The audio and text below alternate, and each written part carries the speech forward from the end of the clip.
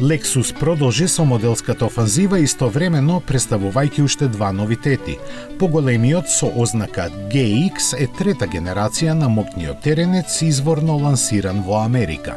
Сегашната верзија е базирана на Toyota Land Cruiser и од неа ги има наследено сите теренски својства. Поставен е на цврста шасија која му дава сериозна робусност и способност да се снајде во секакви услови.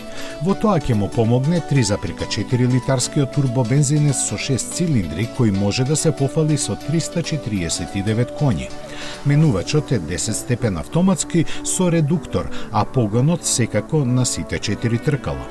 Lexus ветува дека на асфалт ќе може да повлече приколка тешка 3,6 тони и дека во 5 метри долгата и 2 метри широката каросерија ќе има доволно простор за сите 7 патници. Луксус секако нема да им недостасува, а во согласно со статусот што го има ќе биде и цената. Таа не е соопштена, но сигурно ќе биде повисока од $58,000, колку што чини сегашната генерација. Споменатата бројка всушност е релативно пристапна кога ќе се види што Lexus GX може и има, заради што е баран и во земјите од Источна Европа и Блискиот Исток. Во Западна Европа тешко дека ќе дојде, иако за иднина е планирана хибридна 2,4 литарска верзија со засега непозната моќност. За разлика од него, Lexus го намени TX само за американците. Како основа послужи Toyota Grand Highlander, од кој е подолг за неколку сантиметри, растегнувајќи се на 5,16 метри.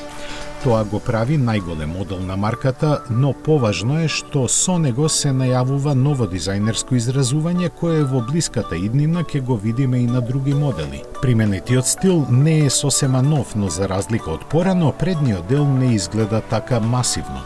Ентериерот е луксузна изведба на оној од Grand Highlander, а оттаму се и моторите кои ги има. Понудата стартува со 2,4 литарскиот турбо со 275 конски сили, кои преку 8 степен автоматски менувач се пренесуваат само на предните или на сите 4 тркала. Следи неговата хибридна верзија со 366 расни грла и 2 степени во менувачот помалку, а на врвот е 3,5 литарската плагин изведба со 406 конски сили, која на струја може да помине 50 на километри. Ке се произведува во американската сојузна држава Индијана, а во продажните салони се очекува пред крајот на годинава со цена за 20% повисока од Toyota Grand Highlander.